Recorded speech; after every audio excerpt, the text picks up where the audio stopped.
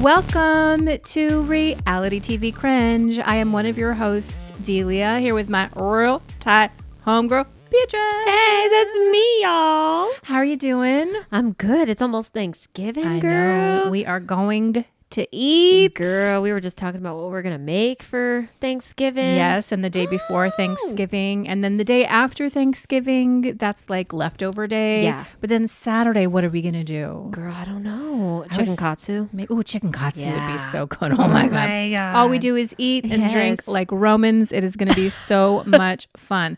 With regard to our Thanksgiving schedule this week, we're obviously here right now releasing a podcast and or a video. You're welcome. You're welcome. Because we were going to take the whole week off. Yeah. But we are definitely going to take Wednesday/Thursday off. Mm-hmm. So our review of Welcome to Plathville and 90 Day Fiancé will have to wait until next week. Yeah, sorry, not sorry. Yeah, we want to party. I mean, we're taking a little bit of time off. We hope you're partying. I hope you have like lots of awesome plans with your family. You're going to do a lot of lovely, eaty, drinky things. Yeah. The other thing I wanted to talk about was our schedule of Sister Wives, because as I predicted, Yep. You were this right. was the season finale episode, and then we're going to get a string of tell nothings with SUKYANA. Again. We'll talk about that. But after that, what we're planning to do is to continue our journey through Sister Wives. Yeah. We've already covered, I think, seasons 1 through 3. Yes. And so we're going to pick up again at season 4. So if you like the Sister Wives conversation, if you also like to keep up on your Sister Wives hot goss, definitely stay tuned because we're going to continue the Sister Wives adventure. Yes, bitch. Most definitely. All right. Also, we want to give you a disclaimer. Please hide your wife, hide your kids. This is a politically incorrect podcast. We say offensive things. We are objectively dumb raccoons. And so if you're you better get in another dumpster, baby. Get this out ain't of the here. dumpster for you. No. Also, we got an Instagram. That's the party dumpster over there at Reality TV Cringe. And we got a Patreon. Patreon.com/Reality TV Cringe. That's the ultimate dumpster with all of our extra trash. We are almost at 5,000 Instagram followers. I like the raccoon celebrities we were born to be. If you haven't gotten over there, make sure you do, because Beatrice is the one that keeps up the Instagram, and she's always posting little TikToks and little graphics and little memes Gen Z and millennial stuff. things. It's really fun. And last but not least, if you are watching on YouTube, please don't forget to like, comment, share, subscribe. Everything you do helps us in the algorithm, and we just love hearing from you. Thank you so much. All right, girl. Let's get into this horse shit. Before we do, like I always ask, what is one of your major takeaways from this episode? Robyn, I'm tired of her crying. Like, I know I've been saying this whole entire time, but this episode really highlighted it for me, because she's sitting there sobbing. She's putting this whole performance up, and there's no tears. They're stuck in her eyeballs because she's not actually sad. She's just tearing up because she's a really good actress. She thinks she is. I'm just over it. Well, I'm going to have to offer a Ruth Bader Ginsburg dissenting opinion to the court, because I actually felt like this was the first time I felt her emotions. Really? Now, of course, I question the motive behind the emotions. Is she crying because the family is falling apart, or is she crying because her streams of income are falling apart? That's it. But I think I felt real emotion. I actually had a little misty eye. Really? For a little Robyn? tear ball for Robyn From and sobbing Meri. Robyn? Yes, I did. Well, I was sad for Meri for sure, but for Robyn, I'm just like, get out of here, bitch. We're over it with you. Tired of you. What my major takeaway is that Kody's a straight up thief. Yeah. And he swindled these women out of their money and out of their property. And the fact that he thinks he gets to make the final determining call on how much acreage Meri gets to have based on how much children she has. Like he has the patriarchal final vote is a bunch of fucking bullshit. Totally bullshit. I thought that was so fucking insulting. And then to know that he's taking the rest of the two plots, and like, okay, that's just going to go to Robyn and her kids. Right. Though. It's like, You think we don't don't know that? Hello, That's the dude. facade. You're saying it's Gosh. because I have 18 kids, most of which you are estranged from. Yeah, you don't even talk to them, and dude. are making no effort to have relationships with. Right. But you're saying I want to keep that pond property for my 18 kids. No, you don't. No, you don't. That's all just going to go to you and Robyn. And just like the lying and the gaslighting right in front of our face. Yep. These people are crooks. Total crooks and narcs. Which we knew, but to hear him tell Meri, yeah, that's not my plan. And she's like, I understand. I don't know how she kept her cool with that. I would have been like... And the other thing was we saw a preview with Meri earlier in the season where she's in this scene on Coyote Pass and she's saying, I know you once loved me. And we didn't get to see that. What happened to that? Why did they cut that out? Because again, she had like fire in her belly when she was saying that to Kody. She did. And I don't understand why they showed that in the previews. And then we get to this whole scene and it's basically the entire episode and we don't get to see that at all. Yeah, I don't understand. Weird. I think production fumbled like the potential of this season. Totally. They could have done it in such a better way. And again, we see that we're going to get a tell-all where everybody's separate. They're not in the same room. Yeah. They're not able to challenge assertions made by another person because they're not going to hear about it until hours later. And then it's going to be edited. It's like such horseshit. And I'm sick of it. I'm actually hot over this. Yeah. And I feel like I need a break. Yeah. I need a break from Kody. I need a break from this family. I need a break from the financial ruin of all these wives. And I was thinking to myself, Christine, you didn't have to give your property back to them. I know. Your name was already on that and his name was not on your property. You could have kept it. You could have kept the equity from your home and you could have kept that property, which maybe you'll be able to sell for $200 or $300 at some point. Right. I don't know why she would have given it back. Maybe because he was going to throw a bitch fit. Well, what's he going to do? I mean, what is he going to do? This is the legal status of the property. But she did because she's too nice. Yeah. And hopefully in the tell-all, she's got the gloves off and she's going to tell us some truths that we want to hear. For sure. Okay, so we start this episode, which is Sister Wives, Season 18, Episode 14, final episode of the season, entitled Always Darkest Before Dawn. Ugh. We start in Parowan, Utah, which of course is the location of Meri's B&B. And we start right off with Meri narrating what happened during the anniversary that they first arrived in Flagstaff. Yeah. Apparently, Kody picked her up. They went for a drive, and then he took her out for dinner. And during that dinner, he actually made certain assurances to her that they were going to enter into a new beginning, that he was going to try. And so she had hope that they could reconcile their marriage. And I guess he even cheersed to new beginnings with her, which surprised me. Yeah. Do we believe her that it was him saying like cheers to new beginnings like in our relationship, or cheers to new beginnings because I don't want to be married to you? No, I think for sure it's cheers to new. I think he was stringing her along. Wow. And giving her false hope because she said also in this episode that she continued to contribute financially. So absolutely. Right. And he also talks about acting and faking it. It's true. Yeah. And I think he was faking it. So fucking messed up for him to do that. And then to say in your talking heads, like, I don't know why Meri's even here. I don't even know why she stays. She should be better off just going and finding somebody else. Like, okay, then why don't you tell her that? Because you need the money. Because you need the money. And it's curious that this conversation at Coyote Pass ultimately happens in October or November of 2022, when we know that they filmed the tell-all for last season in October of 2022. And she's probably also been watching the episodes as they've been released. And last year was such a toxic season. So terrible. And she's also getting mad backlash for the way that she sat there when Christine, announced that she's leaving. So she's getting a lot of blowback at this point specifically. But she's seen the things that Kody said. And in specific, she said that Kody made the comment that he doesn't consider himself to be married to Meri anymore. And she can go off and meet somebody else and live her life. And that's perfectly fine with him. To which she says that is insulting and vulgar, because up until this point, she's in a holy matrimony with this man in her heart. Right. And she's believing him when he says, cheers to new beginnings, and I want to make things work, and let's keep doing this. So for her to hear that on national TV when he's not telling her that, God, I can't even imagine how embarrassing. She feels. That's why I never liked any of the hate that she was getting either. Like, I know we've been critical of Meri on this podcast because we've wanted her to worthy up, #worthy up, and just leave him because we know she deserves to be happy. But that doesn't mean that Meri deserves any of the hate or the vitriol that she's been getting online for staying in this narcissistic abusive relationship. Yes. And also like spiritually abusive as well. Yes. Like you have to be here. You have to continue to contribute to the finances of the family because that's your spiritual duty, which she takes very seriously. And even Janelle says like, Meri's very loyal. Yes. Despite the catfish thing,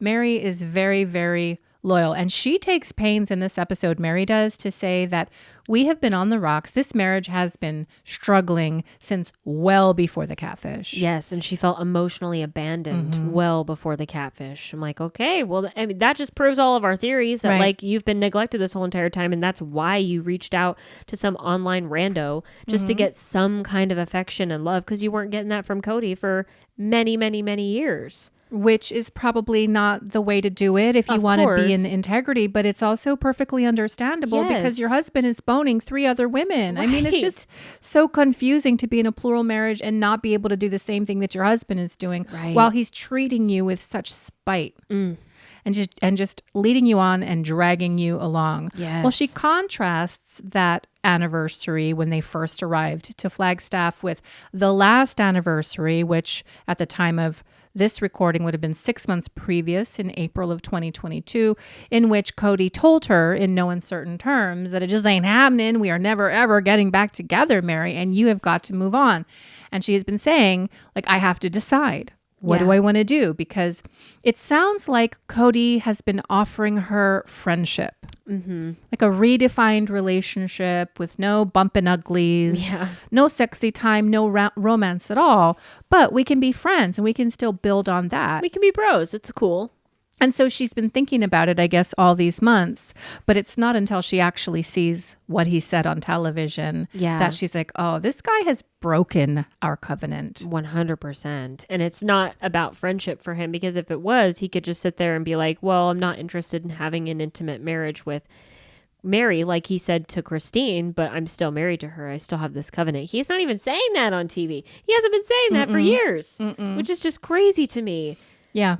Ugh. It's really sad, but thank God Meri is finally coming to her senses. Yes. And I do believe he was feeding her a line. I believe Christine when she's like, I'm disgusted with Kody because he's been dragging her along, and I'm disgusted with Robyn because she's been sitting there begging, please don't leave me. We're in this together. All of it is disgusting. And I thoroughly agree. Oh yeah. The Robyn part is what pisses me off even more, honestly, because she is supposed to be Meri's friend, and she has maintained this position that I'm Meri's closest friend. I came into this family and like Meri's the only one that accepted me and blah, blah, blah. And I love her so much. And I love her relationship with my kids.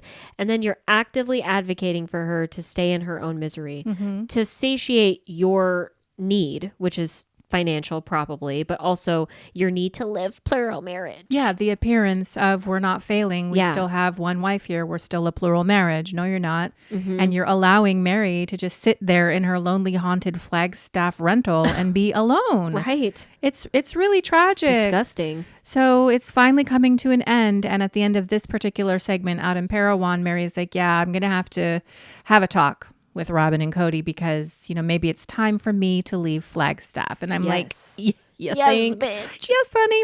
After that, we bop on over to Burley, Idaho. I feel like I was born to be from Burley, Idaho. I'm so tubby. Oh my God. Thanksgiving is going to make it worse. Oh my God. Shut up. I have no chill when it comes to Thanksgiving. I'm just eating all day and drinking. I'm just getting fatter and fatter. I'm a real raccoon in this dumpster. Y'all are making me make 2 pies and fudge. Oh my God. Girl.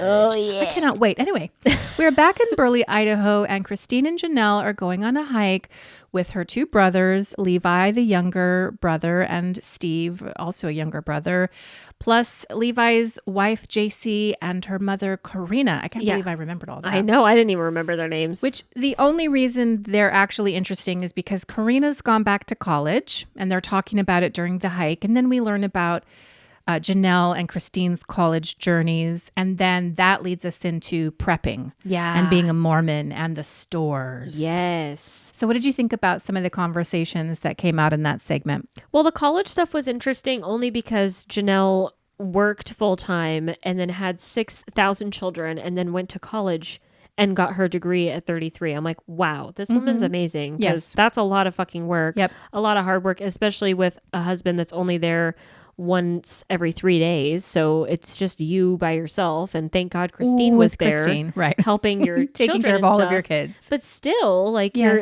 doing all of that and working full time. That's a lot, dude. It is. We have to give Janelle her flowers. Yes. She accomplished that on her own, and that is awesome. Christine also talks about how it wasn't the culture in their church to go to college if you were a girl. Which is sad. The expectation is, no, just find a man. Yeah. Because the world is going to end. Populate. And you need to be connected to a man. Which that actually reminds me of my upbringing as an evangelical kind of fundamentalist, because it was always about the rapture. It was always about the tribulation and the upcoming, like a number of the beast and the chip in your hand. And so I always had the consciousness that it didn't really matter what I did or accomplished or achieved in my life, because it was all going to end anyway. And that is so fatalistic. Totally. And nihilistic. And you think about all of the people on the planet who think that way right now. I know. Like, why do we have to care about climate change? Because Jesus is coming back. Right. Why do we have to care about people starving in another country? Because Jesus is coming back. Right. So or that's like, how they believed. Yeah. Or like, why bother doing anything? Because the world's going to end. Right. Those kinds of things. But my Nani and Poppy were like that too. Yeah. They believed in Y2K and like it had all of these preppers and all this storage stuff. And my Poppy was making his own ammo. Like, so I kind of liked the whole prepper conversation. I'm not going to lie. Them talking about their food storage. I'm like, that's dope. And that's hashtag goals. Yeah, I know. Yeah, I thought so too. My husband and his father were like super worried about Y2K when it was happening.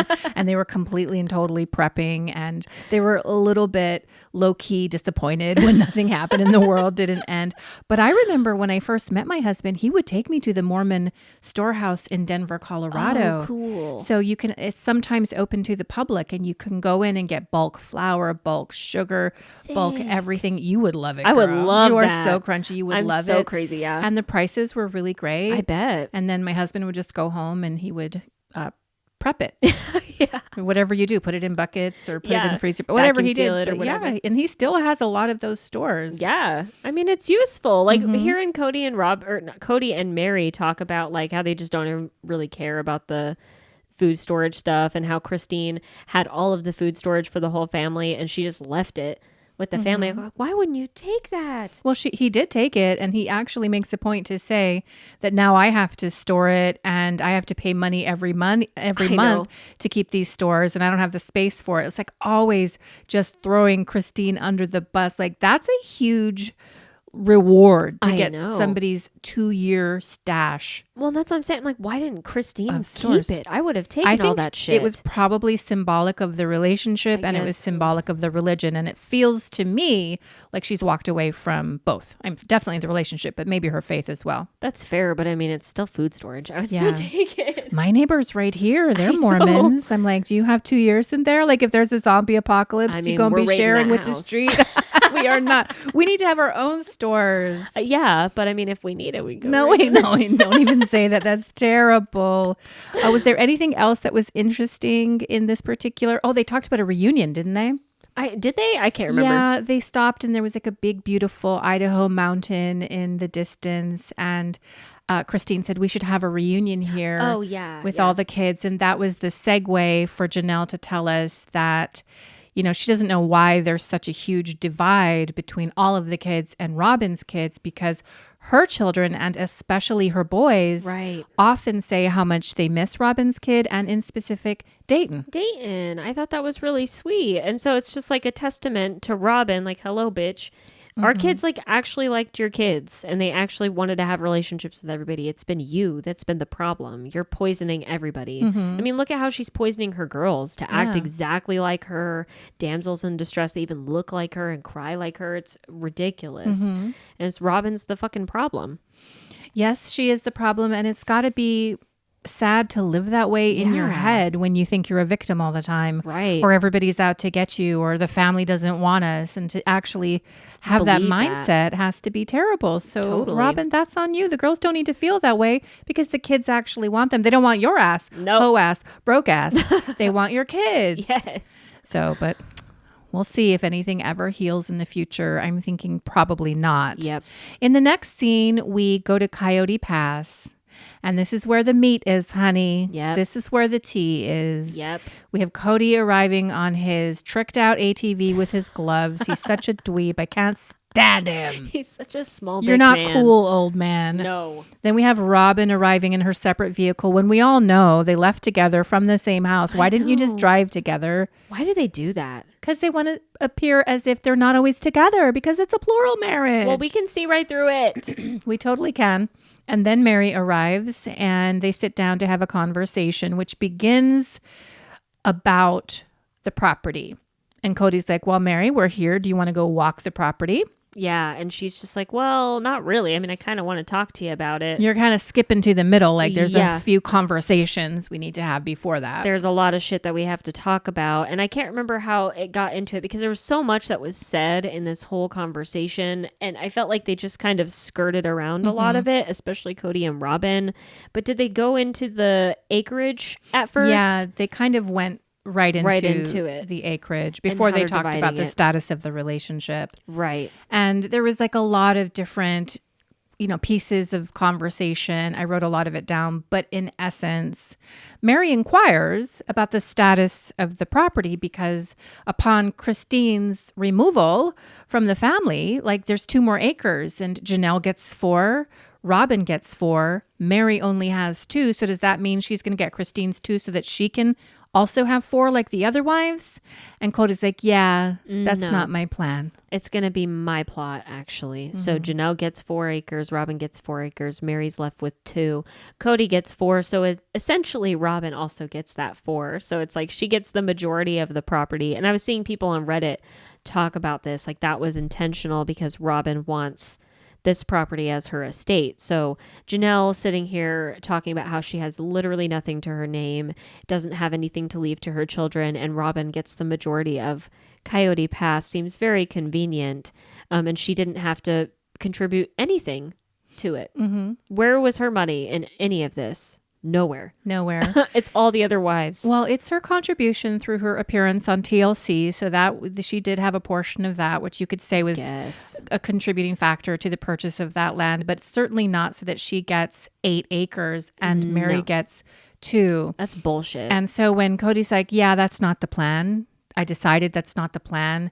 We then see Meri in a talking head say, I understand exactly what he's saying because I've always been less than. And it's because I have only had 1 child. And also now my marriage is shitty, so I don't get anything. And I also don't have a say in what I get, which seems to be unfair because I've been here contributing financially this entire time. So what gives you the authority, especially since you're no longer my husband as far as you're concerned? Right. What gives you the authority to tell me how much I get? And then we skip to Janelle, who's like, absolutely. I've been talking to Kody about this.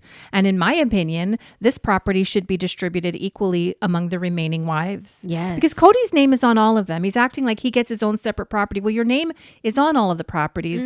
And here we get into the conversation about intermingling of the names on the property because Meri doesn't own that shit free and clear. Nope, she doesn't. Janelle owns her property with Kody and Robyn. Mm-hmm. Very interesting. And then Christine kind of talks about how Kody used to have his name on her house and then he wanted to refinance and he took his name off of it, and she was devastated by this because it was like the first time that they got to own something together as a married couple, and that's a big deal. But it ended up working out okay for Christine financially because she got to just leave, which is great. But I also felt really fucking bad for Janelle. I feel really bad for Meri because they're all intermingled in everything. Lord knows how many bankruptcies they have on their fucking credit and everything that they've had to do for all of this shit. And like, I wonder how Robyn's finances look because she's intermingled on some of these properties, yes, but she's legally married to Kody. So I don't know. It seems like everybody fucking benefits financially except for Janelle and Meri. Right. And Meri even says, oh, no, it's Kody. Kody has a talking head where he says, well, that's all of us. All of us have assets that are intermingled. That's what plural marriage is. I'm like, no. No, you and Robyn are on absolutely everything. So nobody gets to own anything free and clear. Right. That's you inserting yourself into their property and assets. Right. That's not a burden on you. That's a burden on them. Exactly. It's just like the same logic he uses to say, oh, well, none of us have assets. You know, Janelle, I mean, my concern is that all my wives have assets. So Janelle needs to stop worrying about it. It's like the same fucking logic every time. He just deflects and avoids taking responsibility for how he's financially abused and neglected all of these women. You know, but to tell you the truth, Christine should not have just deeded over her property to Kody and Robyn. Again, she was in the absolute power position because he had removed himself from the deed on her house. Right. And she was on the property that she surrendered to them. She could have surrendered that to Meri. She could have surrendered that to Janelle. I wonder why she didn't. Well, maybe she couldn't have because Cody's name was on it too. And maybe she's like, fuck all of this noise. I just want to get out of here. Just want to be out. I mean, I can't blame her for that though. I mean, stuck in a 30-year marriage with this narcissist and all of this bullshit, fucking around with your finances and everything. I'm like, yeah. I mean, I don't blame you for just being like, here's the property for $10. Let me get the fuck out of here. But why does he get to dictate who gets the property, where it goes? Because he's the patriarch. Duh. I'm telling you, Meri, got the get an attorney. Janelle, get an attorney. Just find out what kind of an action you can bring against these grifters. That would be so fucking amazing if Janelle and Meri and Christine all just sued Kody and Robyn. That'd be so lit. Because they'd have to open the books and we'd have to see how the money came in and how the money was distributed. I mean, you see Kody and Robyn sitting at this table and she's got her stallion ring. I think she's wearing a Rolex. She's got her nice clothes on. He comes up in his tricked out ATV. They have all of the money. Yep. They have all of the money. Yep. All the resources. It drives me crazy. It's absolutely insane. Why isn't Meri kicking and screaming right now? What have you got to lose? Why are you still deferring to Kody? Because she's so fucking loyal. It's like it's second nature to her. She's just dealt with this for so long. I think she's just like, well, I don't want to rock the boat. It's sad. But I'm just like, why don't you just fucking get the fire in you and tell him fuck off? You're not legally married to him anymore. I mean, why do you even care? I would have gone there. I would have gone there, not outright threatening legal action, but certainly in the energetic disposition of that.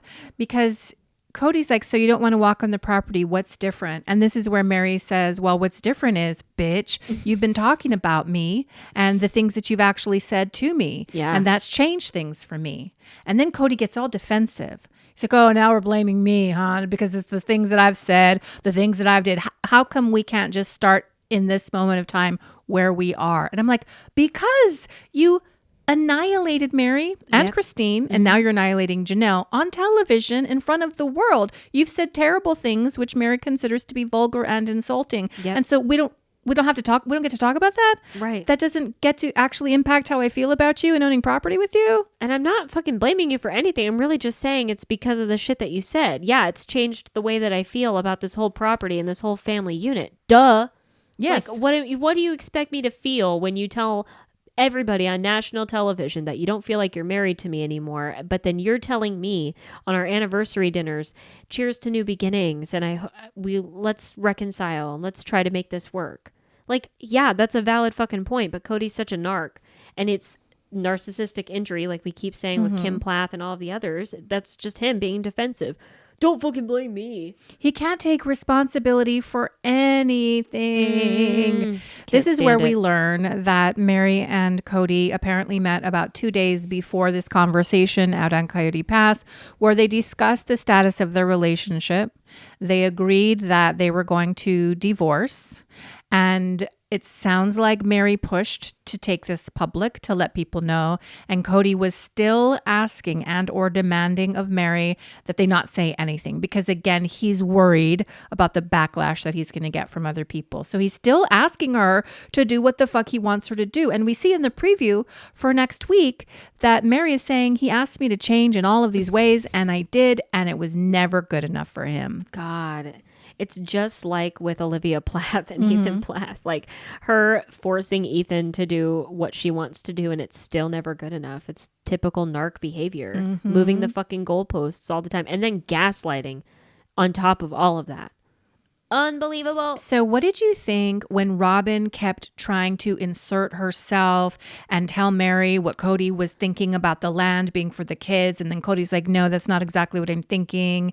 And she's also telling him to shut the fuck up because you're not in the right headspace to tell us what you want to do with the land. Like, you can really see here the puppet master, right? Yes. Which is something we've said the entire time. Like, she's the Machiavellian persona behind Kody because Cody's not smart enough to do and think these things on his own. She is manipulating him, but you can see it with your own two eyes in 4K in this scene. Yes, that was fucking wild. And it was so inappropriate and so gross because like this whole Coyote Pass scene obviously was like for Robyn, right? Like Meri and Kody have already kind of come to an agreement at this point, and they're going to Coyote Pass to talk to Robyn really about it. That's how it felt to me. Like it was a breakup for Robyn to be a part of, but like for her to try to translate for Meri what Meri is trying to say to Kody was so gross. And then Meri calls her out on it. It's like, let me talk to him. She's like, oh, sorry, I won't get involved. I'm sorry. Right. I'm just trying to help. I'm the Kody whisperer. No, you're not trying to help. I speak Kody. You're being manipulative as fuck, and it's really inappropriate for a grown woman to be trying to tell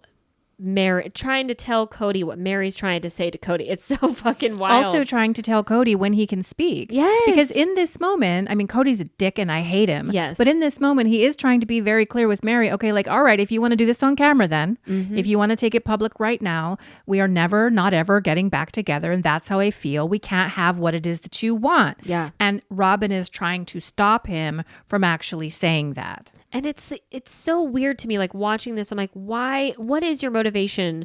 I mean, I guess it's finances, right? But is that really her only motivation for her to try and get Meri to stay? Appearance as well. That's it? Yeah, because I think she knows if Meri leaves, the chances of their relevance in terms of the Sister Wives universe on TLC diminishes greatly because the audience, I don't know if she has the cognizance to understand this, but the audience is going to follow the OG wives. Yeah. The audience has clocked her from the very beginning. And I think she feels kind of the uneven shifting sands of their foundation. Like with Meri going, what do they really have? Because you haven't let us into your house. Right. You haven't really let us around your kids. We get some weird, morose, maudlin interviews with your kids sometimes. We don't know who these people are. Therefore, we don't fucking care. No, we don't care I don't give at a all. shit about your kids. Sorry. I don't give a shit about your relationship because you haven't let us in on it. The only time you guys are together is when you're commenting on somebody else's relationship and essentially judging it. Totally. And like, and your whole house is filled with all of the bullshit that you have bought over the years with the wives' money, not actually giving a shit about building on Coyote Pass because you already have your home and your 4 acres and your heated fucking driveway and your McMansion. And so it's just like, it's just so weird to me to see her get emotional over this breakup as if she actually cares. Like, that's why I don't think she's genuine with all of this.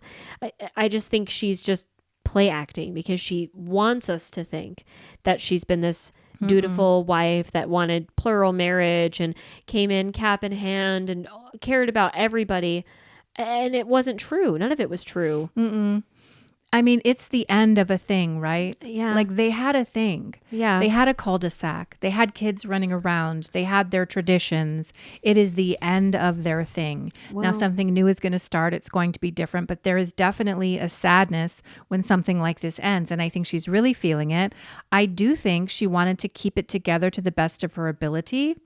But at the same time, she had all of these other motives and all of these other demands on Kody, which he then had to impose on his other wives. Right. So like all of these things are simultaneously true at the same time. I feel like she feels like she's losing her family.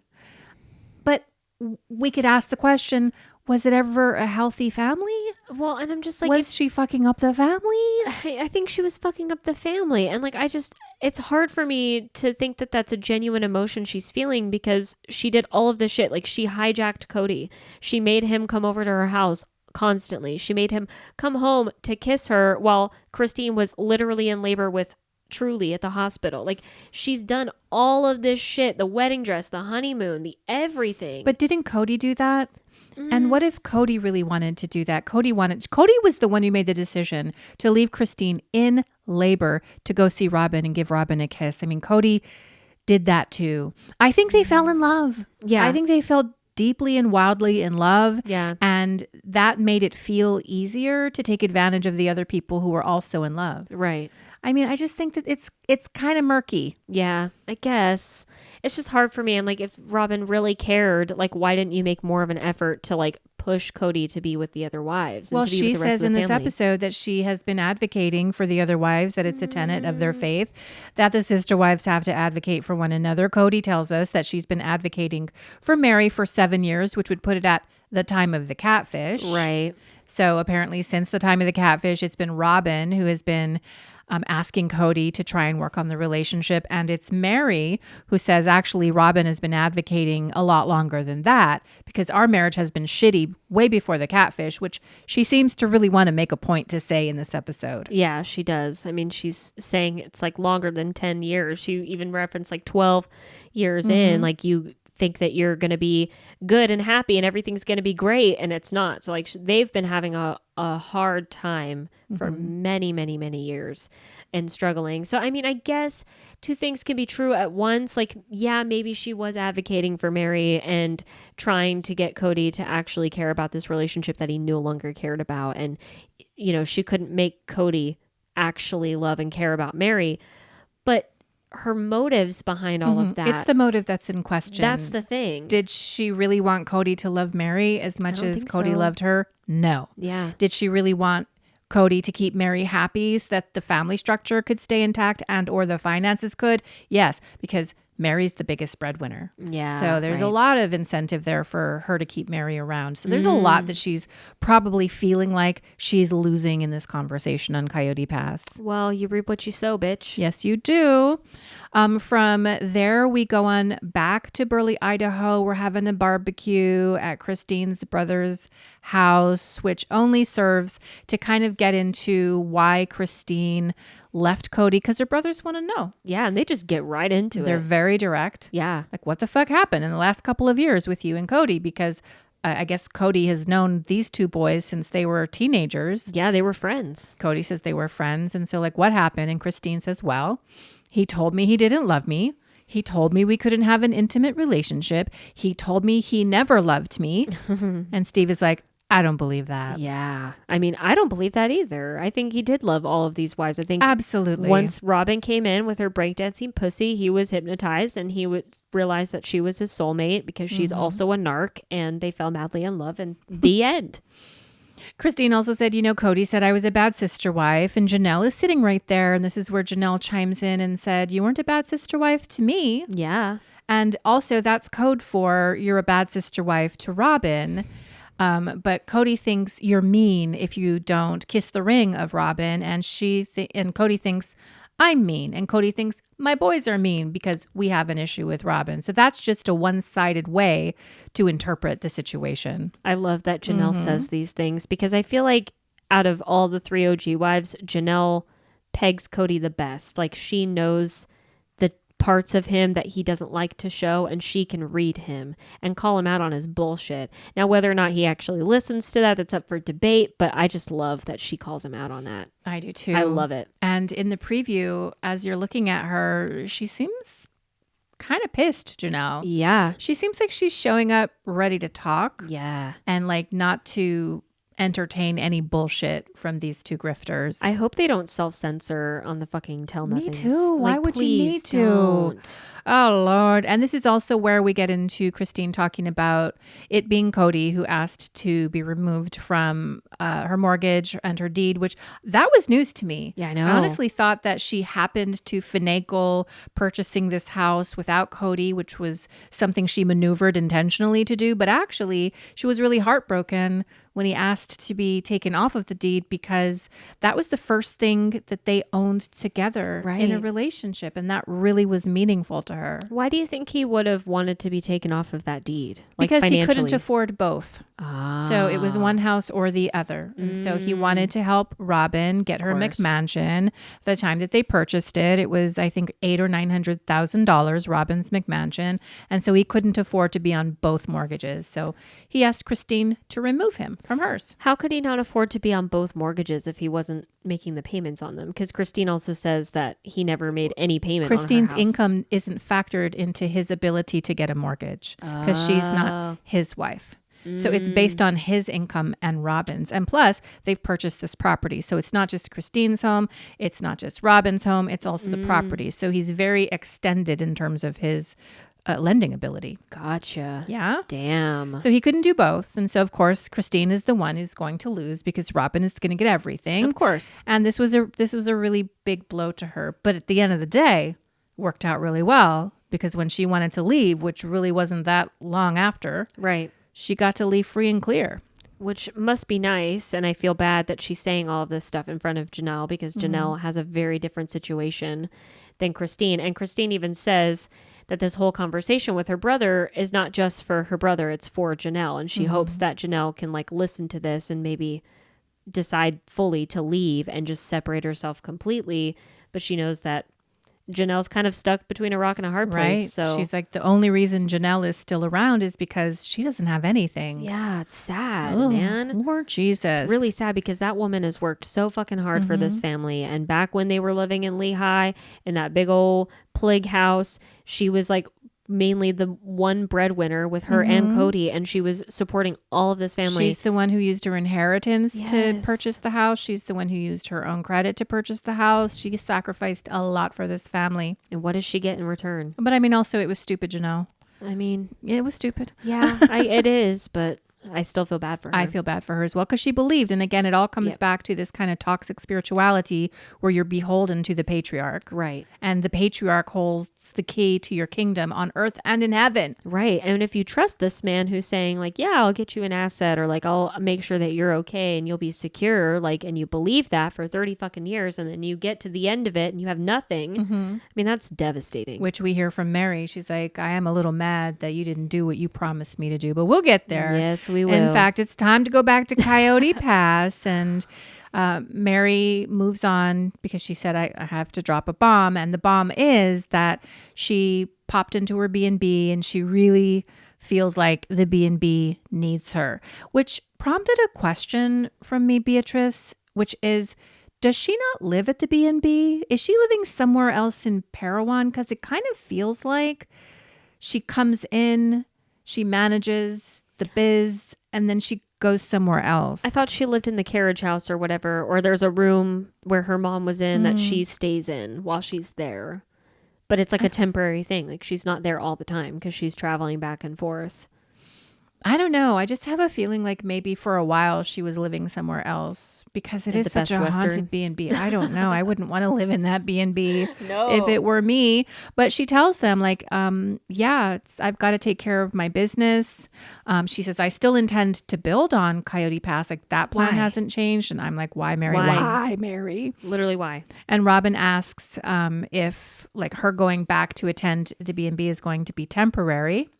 Yeah. Like, why do you even care though? Is it going to be temporary? And Meri's like, I don't know. But I think in this moment, Meri actually does know. Yeah. And then we switch over to on the couch and we have Robyn saying that she just can't and won't fight what Meri is saying because it's just not fair to Meri. But you are fighting it though in the moment. Yeah, in the moment. But I mean, she has been going back and forth about how to handle Meri because I think she's feeling in what little remains of her humanity, guilty because Meri's sitting alone and she's pining for this man that Robyn knows full fucking well doesn't want her along with the rest of the family, like McKelty and other kids. And she's siding with these other people against Meri. She knows she's a bad actor in this situation. And so she's giving up the ghost. She's no longer going to ask her to stay. But she's known that this whole entire time though. You know what I mean? It's like she's been Kody's right-hand man for the last 12 years and she's been his only sole focus, right? This whole entire time. So like he's been telling her how he feels about all of these marriages this whole entire time. We know this. So for her to be like, oh, I don't want to fight her in this moment. You've been fighting her this whole entire time. You've been advocating for their marriage, pressuring her this whole entire time, and guilting pressuring her her to stay, knowing that she's a loyal person and that she doesn't want to break her sacred covenant, and then having Kody also manipulate and gaslight Meri this whole entire time into staying and to holding on to hope for nothing to happen.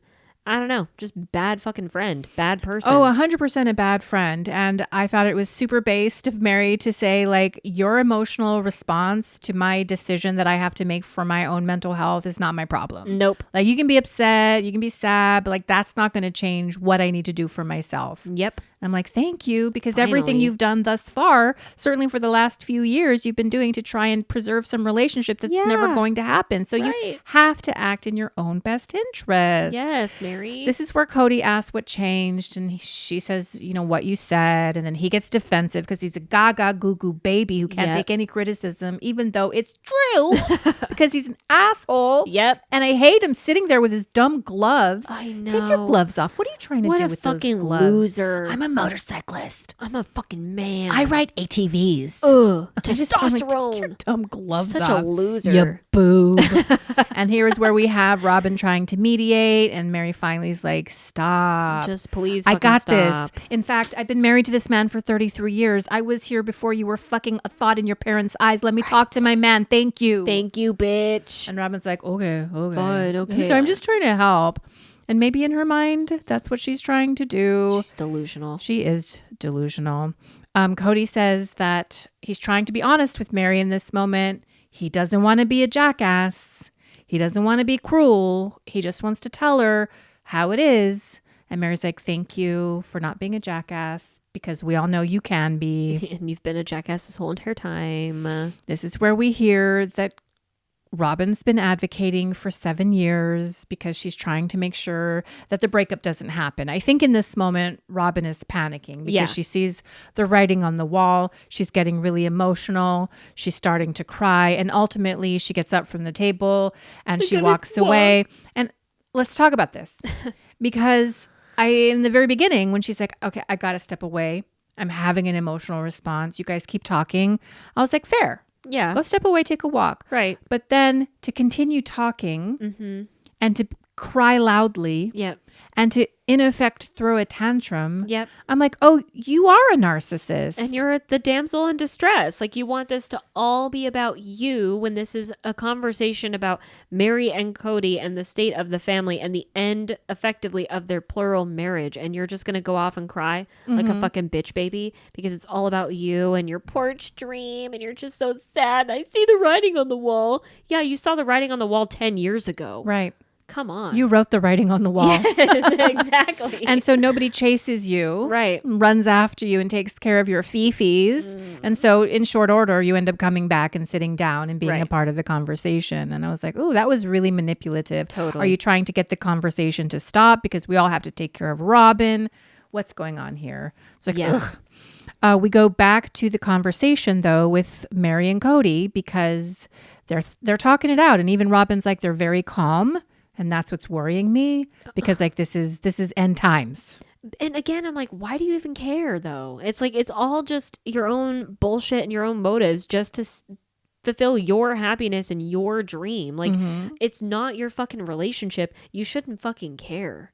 You should not fucking care. Right. But she does care. I mean, she cares because I do think she feels she's in control of this relationship and the rhythm of this relationship. Dubious. We now get into the conversation of duty and acting and performance and faking. And Kody's saying that he has felt duty bound to take care of Meri. And Mary's like, I don't want to be anybody's duty. No, I don't want to be anybody's stinky duty because that's not a fucking marriage. And then she's like, well, we can all tell the act. And Kody's like, oh, is it really that obvious? Yeah. Stupid. Of course it. When you're faking love after 20 years of actual marriage where you did actually care about these women and you did make the effort to be with them, and then all of a sudden you stop and you put on this act. Yeah, it's fucking obvious. It's obvious to everybody. It was obvious from season 1, actually.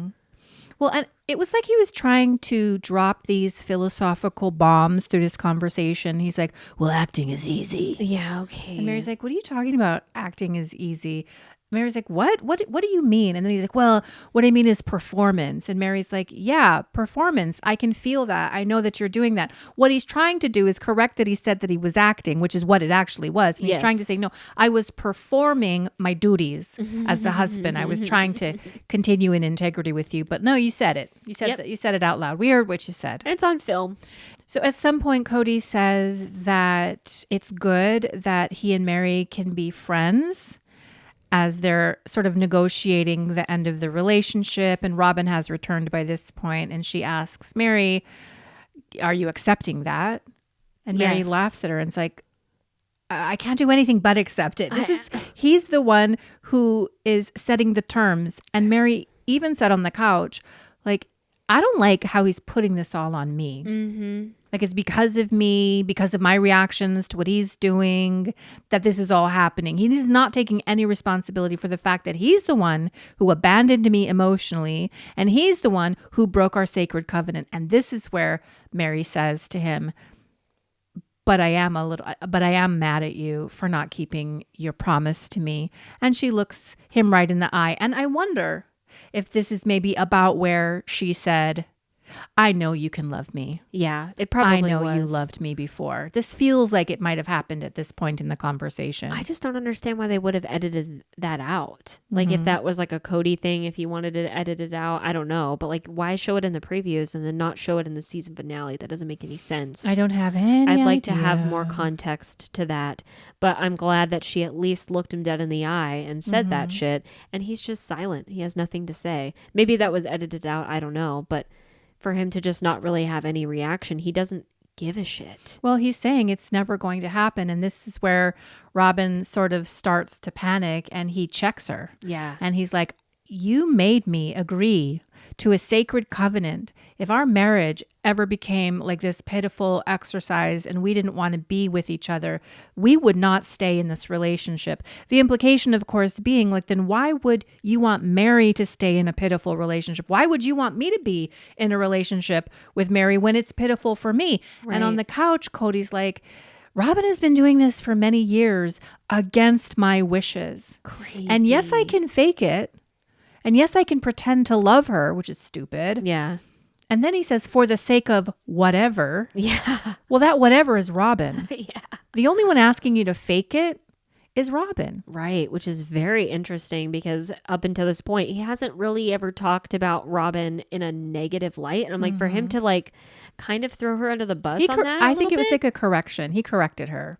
He corrected her, but still, like, it doesn't make Robyn look good at all, you know? No. And they've been so concerned about how they're appearing on national TV. And that's why he's been producing a lot of this stuff and producing the tell nothings and not wanting to answer questions that are obvious that we know the answers to. And then for him to say that, I thought that was really interesting. I thought so too. And this makes her cry even more. Yeah. And even as she's hearing Kody essentially say, why are you making us do this? It's you. Why are you making us do this when you wouldn't make me do this with you? Then all Robyn says is, well, but that doesn't mean the marriage is over. Like, what the fuck are you talking about? It actually precisely means, it entirely means that the marriage is over, Robyn. She's crazy. And then I think it was Meri who said something like, you know, it's not fair to either of us to like have to stay in all of this. And then Robyn's like, well, I know that logically. Then why are you doing this? Well, Meri actually says it's not fair that I am alone. Yeah. And lonely and trying so hard. It's not fair for me to continue to do that in a relationship with somebody that you know does not love me and never will love me. So fucking And Mary's sad. like, I know, I'm not Meri, but Robyn says, yeah, I know that's true. And she finally agrees. And Meri also says, it's also not fair to make Kody do that. He doesn't want to do that. Nobody should have to do that. Nope, not at all. Sorry, I have to read these notes.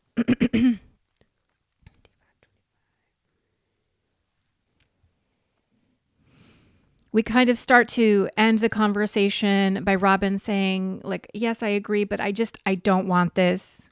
And then Meri says, well, you think I want this? I don't want this either. Hello. And then Kody's like, well, it's not what I wanted either. And I'm like, it isn't. You're the one who's driving this entire thing. You're the one who does not want to be with Meri or any of these other wives. Like, what did you want? Do you want to just have all of these women stuck around? Yes.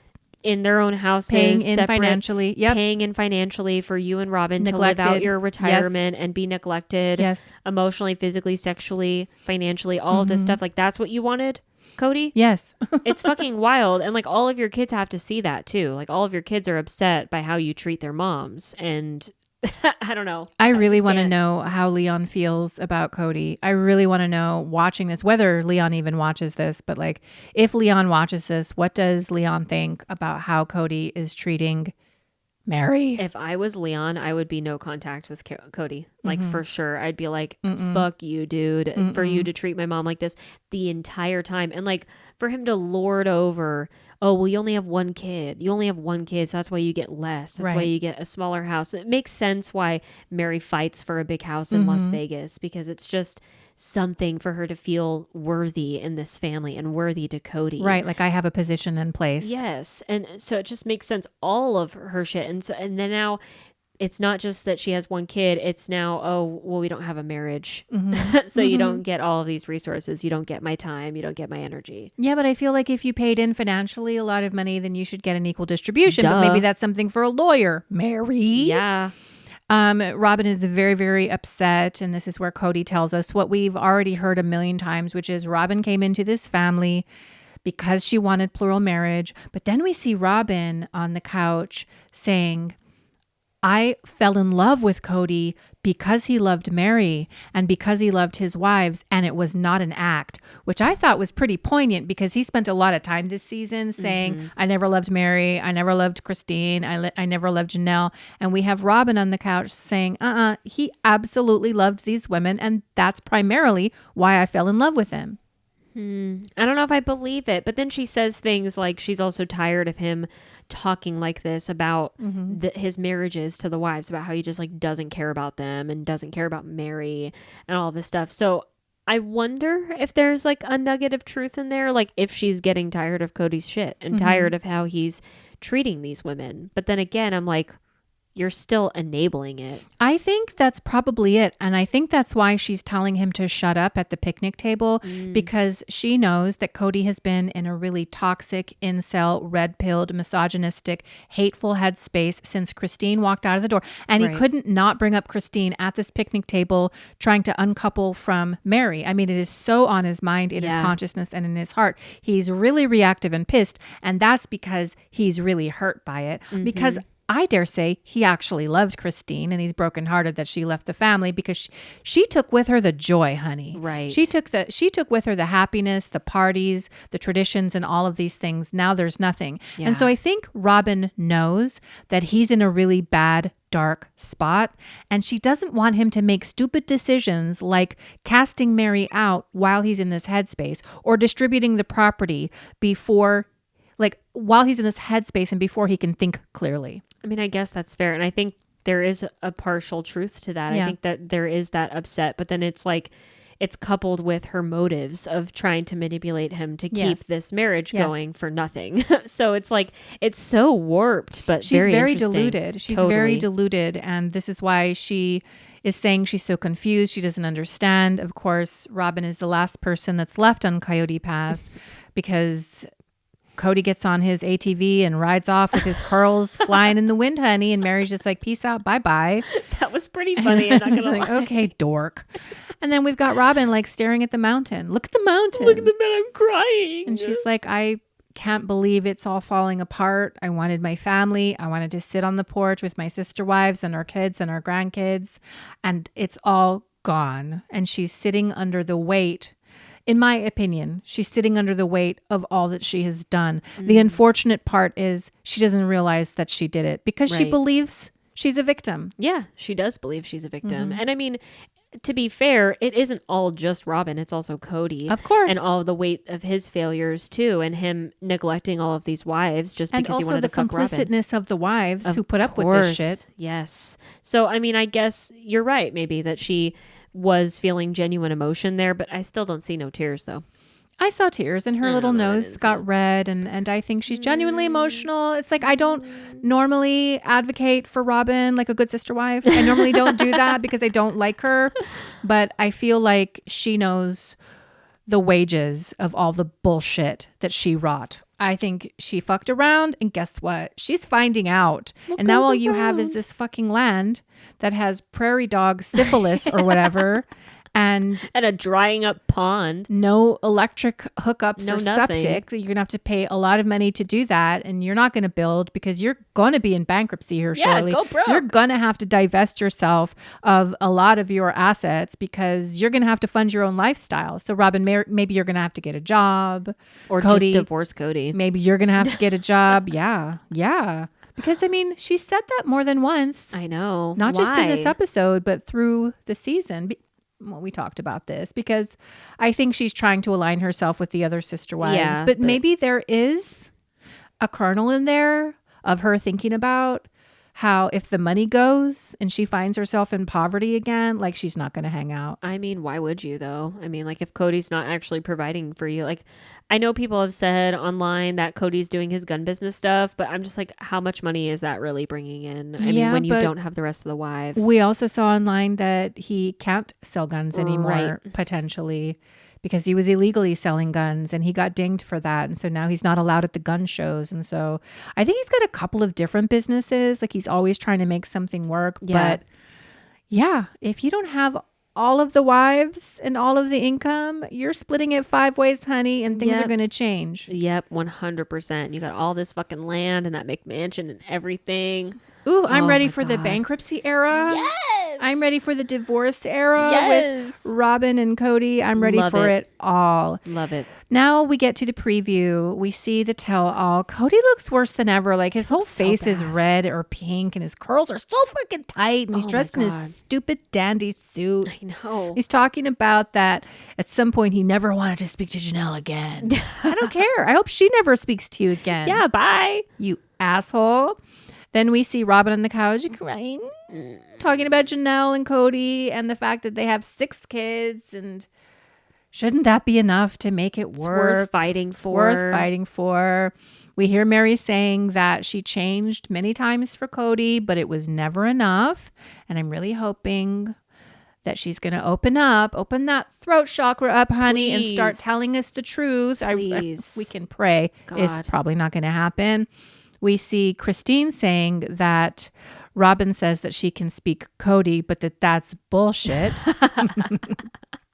Cody's saying that the wives are trash talking him because he's guilty of not loving them. So you're admitting it then. You're admitting that the problem was that you didn't love your wives in the last 10, 15 years. I don't think he's admitting that. I think he's going to spin it to be, they're mad because I didn't give them this dick. They're mad because they wanted all of this and I don't want to give it to them because they're awful, hateful women with stretch marks. And so why would I? I want to be with Robyn. Like that's how he's going to see it. But the only reason they're trash talking him is because he didn't want to love them. Ooh, I hate him. Yeah. I mean, oh my God. And then we meet David. Yeah. Christine's love of her life. Girl, and I'm calm like, down. When is this being filmed, though, honestly? When was the tell-all for season 18? It must have been, what, spring? I think it's current day because actually in one of her talking heads in this episode, she says, a couple of years ago, I left Kody. And I'm like, God, so we're fucking recording these tell-alls in 2023. Yes. I mean, that makes sense, though. So ridiculous. But I'm just like, stop. I'm so tired of watching old ass fucking footage. And somebody wrote us on Instagram and was like, we're just going to see next season. It's going to be footage from 2022 again. And they're still going to be referencing COVID. Maybe, unless they come back in spring of 2024 and they wrap it up and get us to current day. That'd be my point is that the tell-all was probably filmed 2 or 3 months ago if it tracks with what they did last year. Yeah. So Christine had known David for what, a year? Yeah. I'm just like, and you were like, okay, he's the love of your life and the second person you ever kissed. Like ever. So calm down. A little bit. Well, she's already married, so she's not calming down anytime Whatever. soon. You live your life. The last thing we see is Kody saying that, yeah, he told Meri he loved her at some point. And in the beginning, he chose to love her. Again, running with this idea that he never loved any of his wives, which is cruel, which you don't really need to do, which, by the way, you have children by these women. You think your children want to hear that you never loved their mom? I mean, Jesus so Christ, fucking gross. guy. And if you really think that this storyline is going to make you look any better, Kody, then you're a fucking idiot.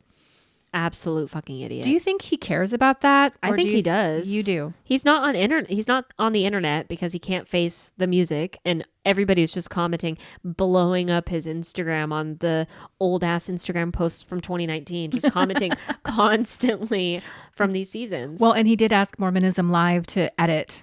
So he is caring about that. What? I do have a comment about that, actually. Oh, okay. Well, why don't you pull it up? Well, so this was sent to us from Amanda on Instagram. Hi, Amanda. And this is a statement from one of the guys on Mormonism Live. So one of the hosts of the show, because I guess the hosts are getting a bunch of heat for going too soft on Kody. And so this was his statement. To those who felt we went too soft on Kody Brown, I'm sorry you experienced that. Can I share a few thoughts about the Kody Brown interview?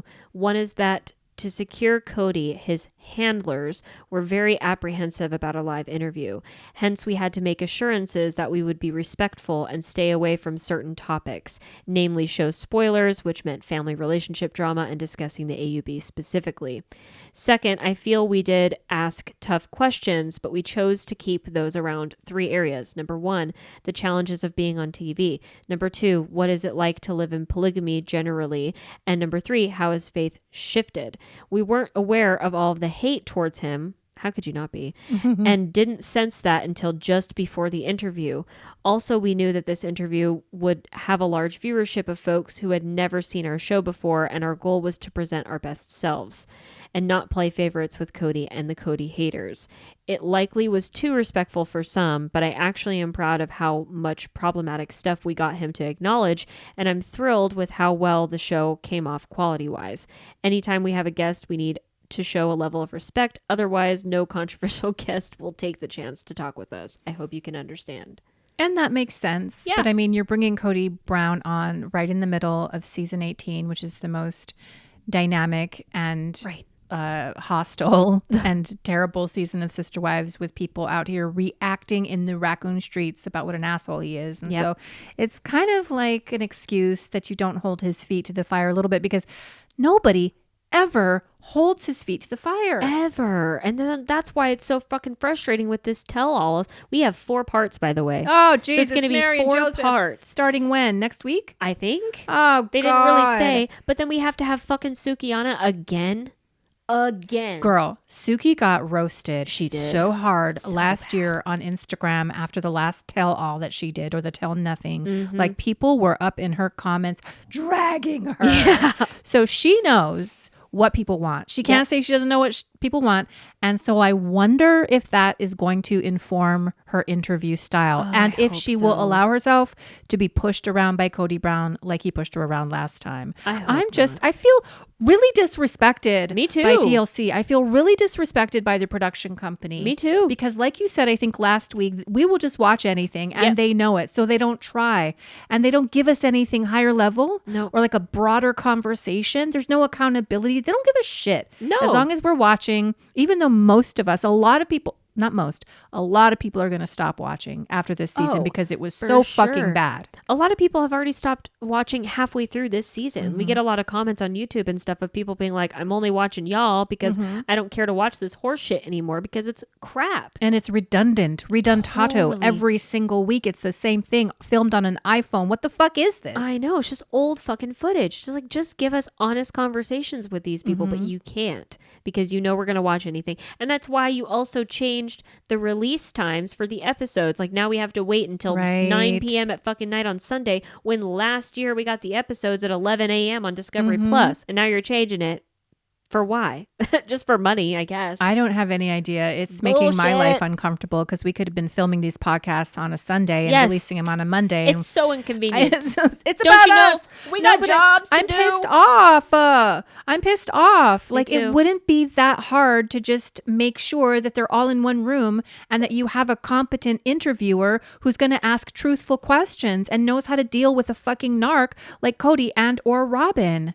And allowing Janelle to answer in real time when Kody says shit like, I never loved her. Right. I made a choice to love her. Or allowing Meri to just be able to react in real time to when he says things like that. But because he's segregated and in his own special place, he's gonna say all these. It's all lies. Yep, it's we all want truth. bullshit. That's why I just feel like I'm pissed. I watch this. I'm like, I'm sick of this. I feel like I've been going to dinner with the same dysfunctional family every week, and I need a fucking break. Yep, Nobody's telling the truth. Everybody's gaslighting, and I'm just sitting here trying to eat my dinner in peace. God, it's freaking ridiculous. And I wonder if Kody was the reason why they're doing the one-on-ones, because he refused to be in the same room with Christine and maybe Meri. He just didn't want to be a part of it. Let me say again. He Fuck has that. no leverage. Agreed. He has no power. Yeah. If you tell him that he has to sit in a group setting and answer questions, and or he does not get his fucking paycheck, or he doesn't get half, or he forfeits 50% of his seasonal paycheck, especially after all of his wives left him, you don't think he's going to sit down in a group setting and defend himself? Right. He has no other choice. Right. Why does he have so much power, TLC? I don't understand. Is the head of production, who I guess lives next to him, are these guys friends? Are they just commiserating Are they sucking his on how dick? they can fucking What's butt going fuck on? all of these loyal wives? For real. It's absolutely ridiculous. But maybe from the preview of the tell-all, I mean, Christine starts talking about Robyn speaking Kody and how she thinks that's bullshit, and how she said she was going to be nice, but she's not going to be. So maybe we'll get some fucking truth. Maybe we'll get some tea spilled.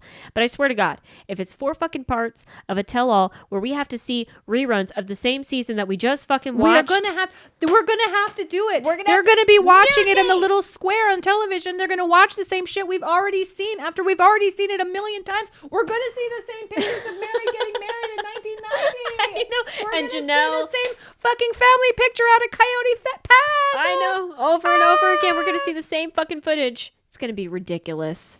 I hate that shit. The Beverly Hills, not the Beverly, all the housewives do this, but the Beverly Hills are the worst. Like, they'll show you a flashback of something that just happened in this episode 10 minutes earlier. I'm like, did you think I wasn't here watching, that I was asleep or something? Like, I'm here watching. You don't need to show me what I just saw 10 minutes ago. Right. And that's all Sister Wives has done this entire season. Mm-hmm. Hoe, ass, broke, ass, fuck, ass, shit, fucking asshole, fucking a-holes. Ah, Pop off. I'm upset about it. I'm not too. taking fucking forensic notes on these Don't. tell-alls. I'm just going to come in. I'm going to be drunk. I'm going to be like, these people suck. This is why. These are my 10 main takeaways from these tell-alls, because why am I trying so hard when these people don't fucking try? And plus everybody lies. Yep. They all lie. But they better not fucking lie on the tell-all. We'll see. I'm going to be disappointed. Beatrice, they're going to lie on the tell-all. I know. Beatrice, their whole identity is to lie. Beatrice, they don't even see themselves accurately. They don't tell the truth to themselves, Beatrice. They're good. That's all they know is to lie. It is our job to dissect what they're saying and tell you the truth. But I'm getting tired of this shit. I'm getting tired of it too. And at least Ethan Plath is waking up, honey. I mean, that's true. At least he's saying the truth. At least he's getting some boundaries and he's asserting them. At least he's speaking truth to power. That's true. That's true. None of these people are doing that. Nope. And I'm disgruntled. But me too. Once again, it is Thanksgiving week. And so Yes. I'm going to put this shit down for the week. Yeah. We are not going to return later to talk about Plathville or 90 Day Fiancé. We will return next week. We'll catch everybody up. It's going to be okay. Yeah. But in the meantime, we're going to enjoy ourselves. Moss cocktails. Moss cocktails and food. I'm going to get super tubby. I'm going to come back in. I'm going to be like, Jabba no bada. I'm going to come in. I'm going to be looking fluffy, okay? Same. And I hope that you guys have a beautiful, wonderful holiday if you celebrate here in the U.S. And if you don't, I hope you guys have a wonderful week. We will be back next week to talk. Well, what if there's no tell-all on Sunday or Monday? Then we'll have a break and we'll come back on Wednesday and talk 90 Day Fiancé and Plathville. That's what it's going to be. And but there's lots of shit on Patreon though too, by the way. Tons of shit. And we're still releasing content weekly on Patreon. Other shows that we love to go crazy about, just like we go crazy about Sister Wives. Yes. All right. Is there anything else, Beatrice, that we need to say to these beautiful raccoons? Well, I do want to say that we're very thankful for all of you raccoons for supporting our podcast in the spirit of Thanksgiving. Thank you for making this podcast what it is. I mean, we wouldn't have been here if it weren't for y'all. Yeah, it's amazing. So if you love our podcast like we love you, I hope that you give us a glowing 5-star review on your favorite podcast platform. It really helps us grow. Thank you so much. And until next week, don't forget that we love you and peace out. Bye.